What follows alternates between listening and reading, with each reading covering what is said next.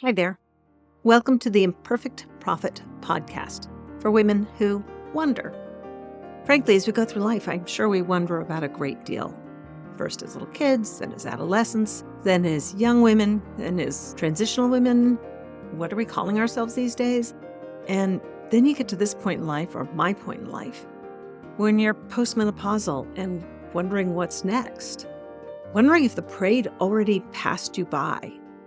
Join me, Wonder Wendy. I'm going to be your host as we talk about some of these unique challenges that face women today in a new millennium, going through menopause and trying to live a rich, full life. There might even be a few men and younger women that want to listen in too. That's okay.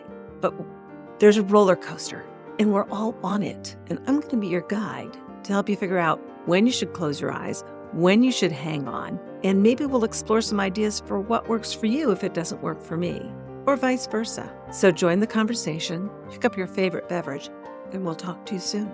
Welcome to the Imperfect Profit. Oh, hello there. I'm on my second cup of coffee, so I'm starting to get a little bit more perky, but it's been one heck of a week.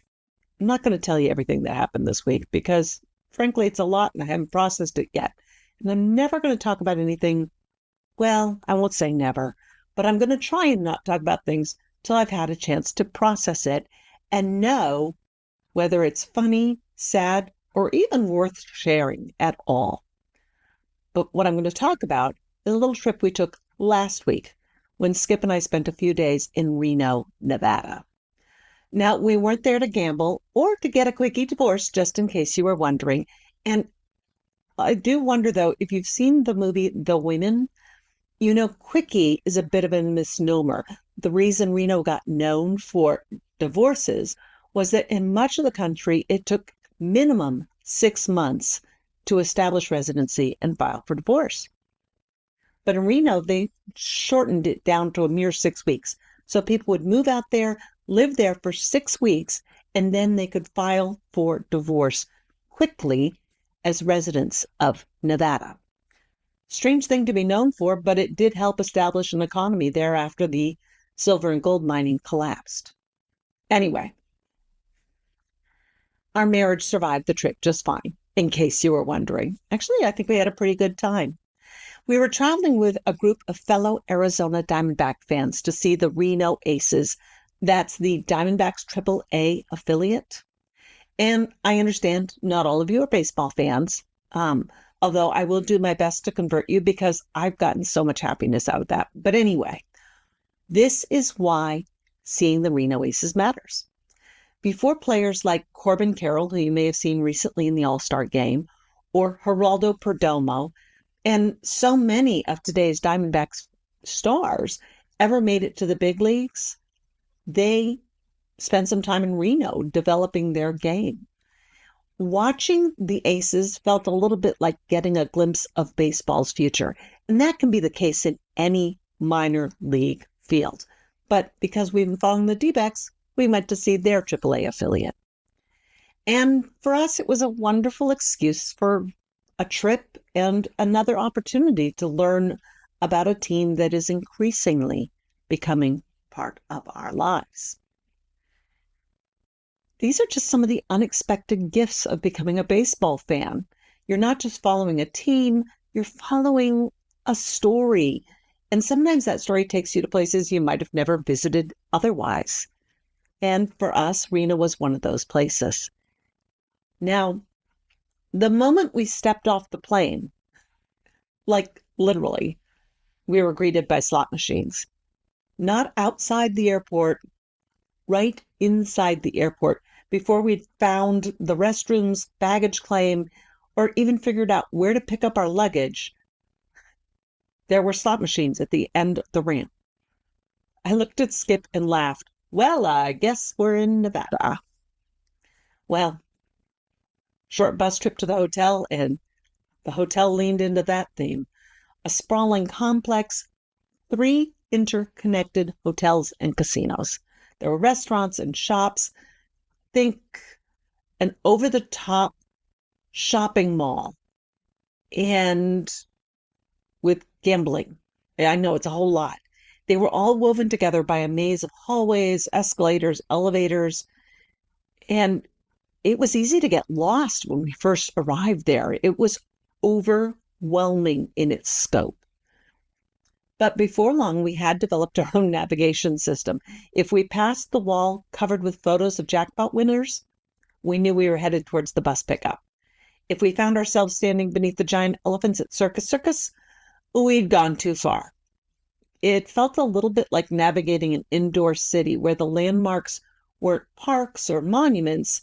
Instead, they were oversized icons, like those giant circus elephants, or there was a towering recreation of a silver mine. This thing was kind of like the Eiffel Tower at Paris in Vegas, but it was a silver mine and it was indoors. I know, you kind of have to see it to believe it. They were all bold, oversized reminders of the legends and lore that helped shape Reno. I guess there wasn't a statue to quickie divorces, but I don't know how you'd do that. Anyway, our first day was filled with everything on the group's itinerary. We sailed on the beautiful Lake Tahoe, then spent an evening cheering on the Reno Aces. It was really a wonderful day, capped with a fireworks display.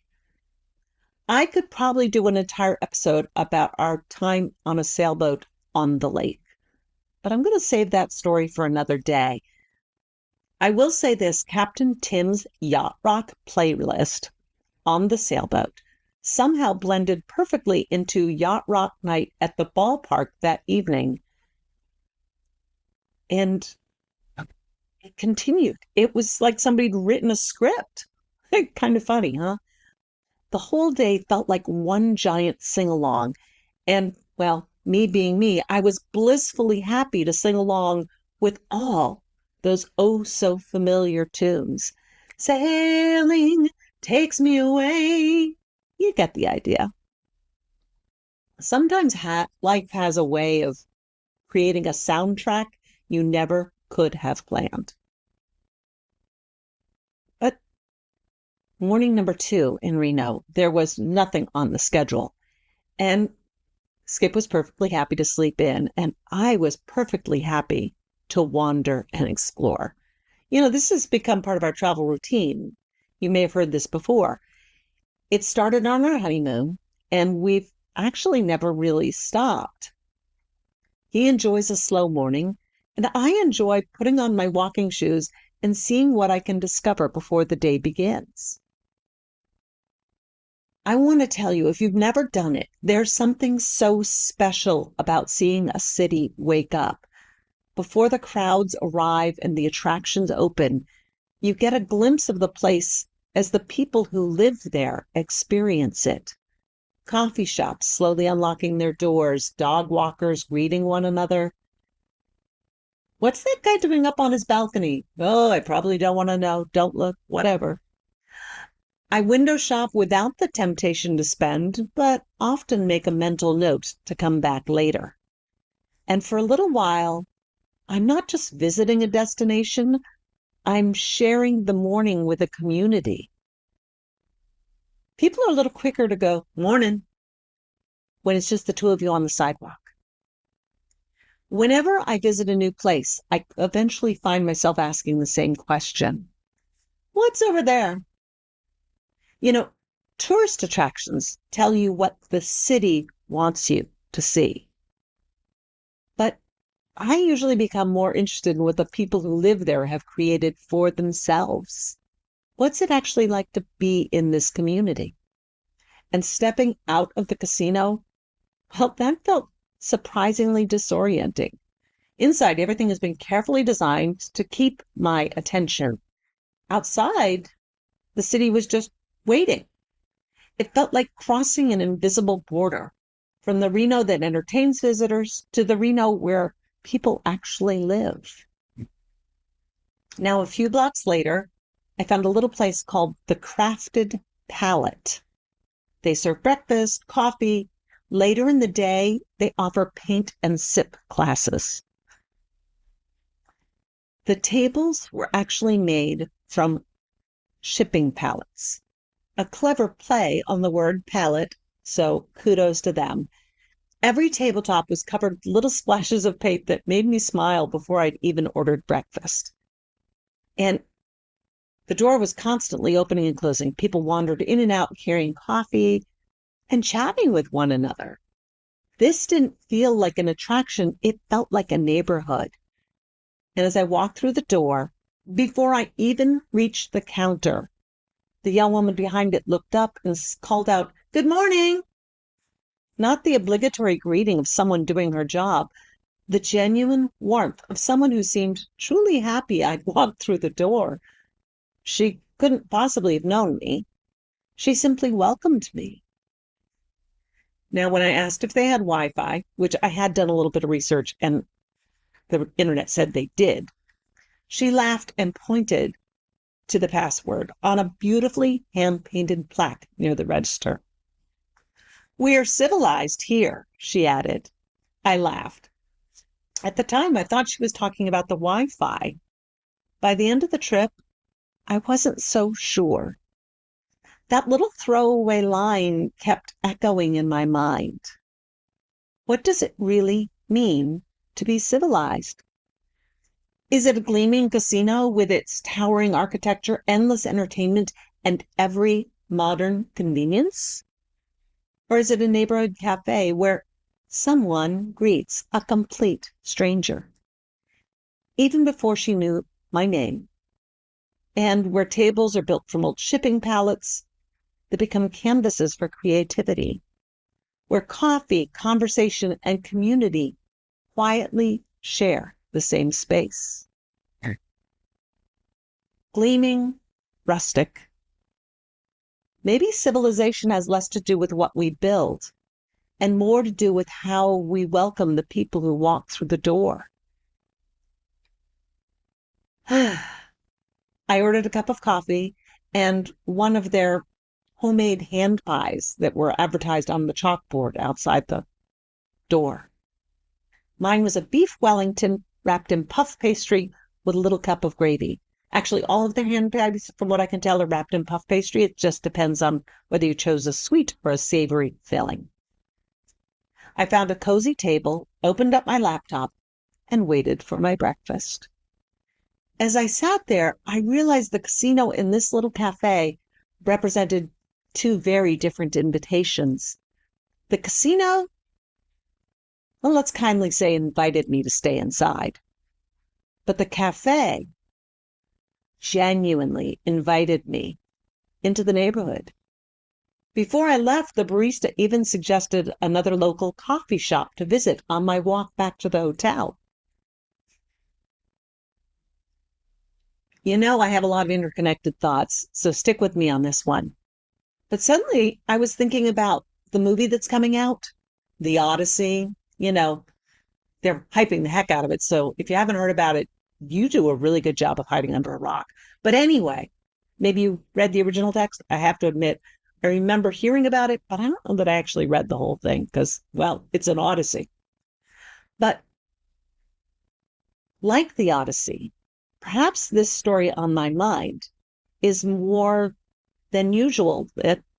Think about the sirens, not sirens on an ambulance, but the sirens that were the seductive voices that didn't overpower the sailors with force.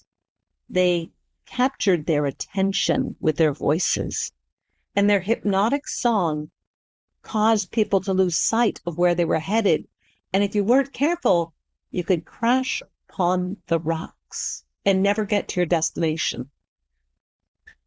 Every environment has its own song. Some invite us to linger, some invite us to consume, some invite us to create.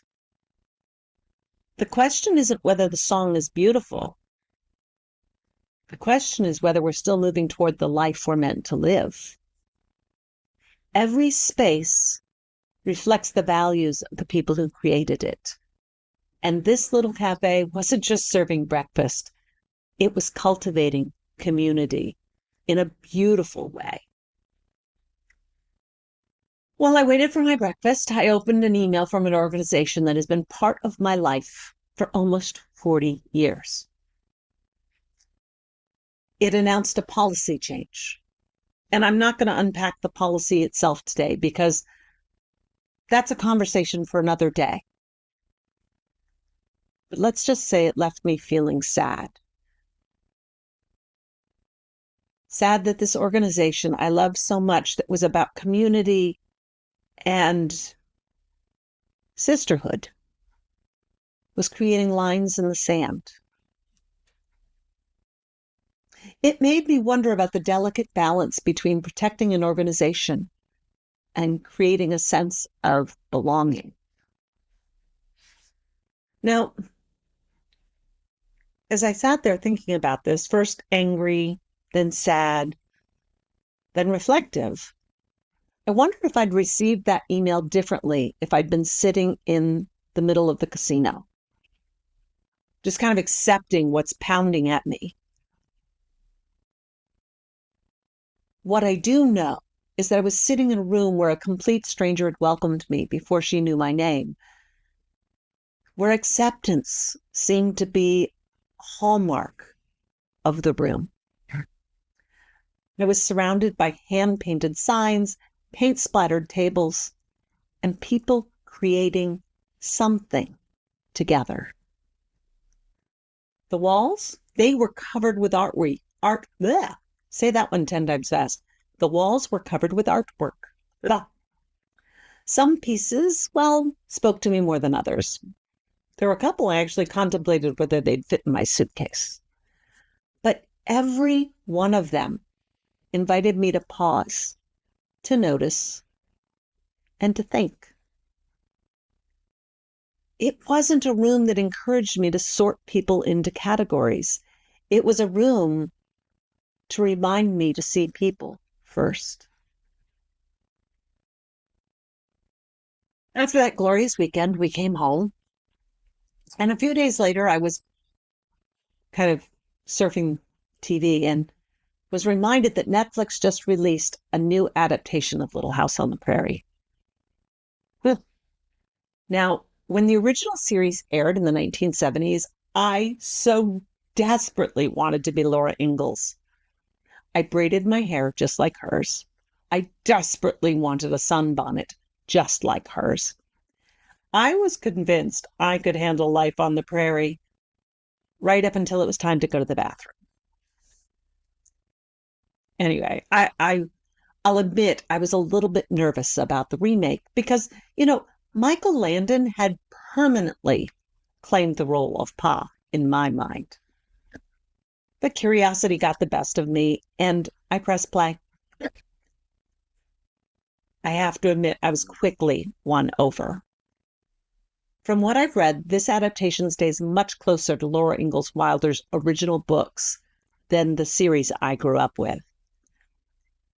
Yet it's familiar enough to stir my nostalgia, and so fresh, it still surprised me.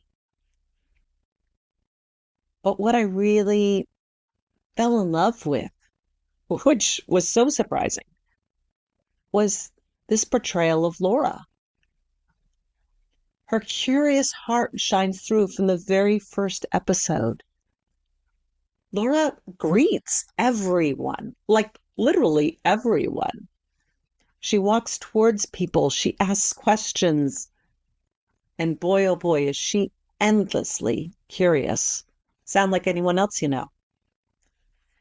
But the adults in this series, at least at first, are not so much. Some of that caution makes perfect sense. They've left what they know to come to a very seemingly strange and uncivilized place. Parents are supposed to protect their children, so don't talk to strangers. Don't. Rules. And the frontier wasn't exactly safe. Strangers could be truly dangerous. Of course, that can happen anywhere. And in certain cases, fears were wise. But as the story unfolds, you also notice something else. sometimes those fears weren't actually protecting anyone. They were protecting assumptions. Assumptions about different races, people who looked, sounded, behaved differently than we did. They did. We do. Uh-oh. Anyway, different cultures do things differently. And there were different ways of living, and they were strange and kind of scary. Everyone seemed convinced that they knew what civilized looked like. And everyone has a different definition. And that's when this woman in the cafe popped back into my mind. We're civilized here. Did she mean Wi-Fi? Or did she mean something else? Maybe civilization isn't measured by high-speed internet, or by buildings or laws or rules, or whether everyone agrees with one another. Maybe civilization is measured by how we greet the stranger who walks the door, whether we begin with suspicion or hospitality. Do you expect people to prove themselves first, or simply offer them a chair, a cup of coffee, and a conversation? Now, don't misunderstand me. Communities do need some boundaries. Protection matters. Right. But the question I've been wrestling with is a different one. When does protection quietly become our highest value? When does protecting ourselves begin to cost us connection? When does that caution slowly crowd out curiosity?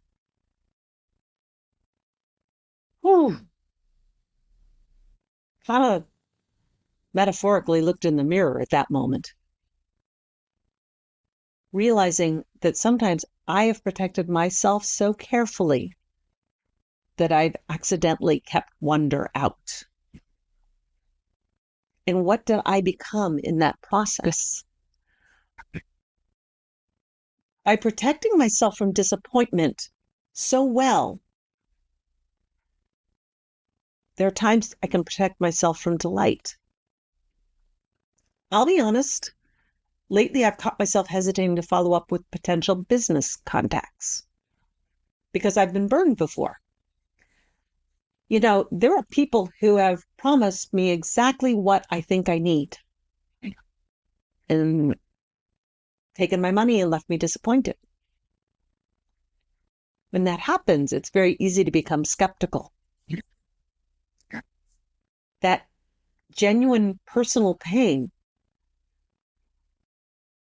when they let you down. It's emotional, but it starts to become kind of physical. And all of a sudden you start to build walls. So that won't happen again, right? And that makes perfect sense. They're there for a reason. It's kind of okay to protect yourself. Actually, it is okay to protect yourself. It's okay. But every once in a while, I have to stop and ask myself whether I'm protecting my heart or simply protecting my fear. People can work in the same way. Every protective system carries a hidden danger. You know, think about a room, and you tightly seal every corner of that room to keep toxins, to keep dangers out. But if you seal the room too tightly, you also eliminate your supply of oxygen. And oxygen is essential to life. The room is safe until it isn't. Now, if my highest goal becomes eliminating every possible risk, I may also eliminate the very things that help me grow: new ideas, unfamiliar faces, challenging conversations, unexpected friendships. Growth requires a certain amount of openness. I don't have easy answers. But then again, let me have another sip of coffee before I try and talk again. Yes. Living the wonderful bucket list life has never been about having all the right answers. What I do know is this. Curiosity asks us to leave the door unlocked just long enough to discover who's knocking. Some of the most meaningful moments in my life have started with a question, what's over there? And sometimes it's another trail or another country or a tiny cafe 3 blocks away. Or it can just be another morning person that you say, morning. You don't know what you've done to their day. And maybe their smile changes your day. You never know. Every time we choose curiosity over assumption, to smile before we categorize, we make room for a conversation instead of building another wall. Each choice is like casting a vote, not in an election, but voting on what kind of community we're creating. So let's go back to the title. We're civilized here. And what does it really mean to be civilized? Maybe it's found in something as simple as looking up when someone walks through the door and saying, good morning. Maybe it's offering someone a cup of coffee. Better yet, sit down and share one. It doesn't matter whether you cradle your mug with both hands or you sip your tea lightly with pinky elegantly extended. You don't have to order the same drink. You don't have to vote the same way. You don't have to agree about everything or anything. You just have to stay at the table long enough to discover the person sitting across from you. And if conversation doesn't come easily, that's okay. Sometimes all it takes is a question. Sometimes it helps to have a story to start with. So, hey, listen to this episode together and compare notes. You don't have to agree. You just have to wonder. Stay hydrated, stay open, stay curious, and we will talk again next week.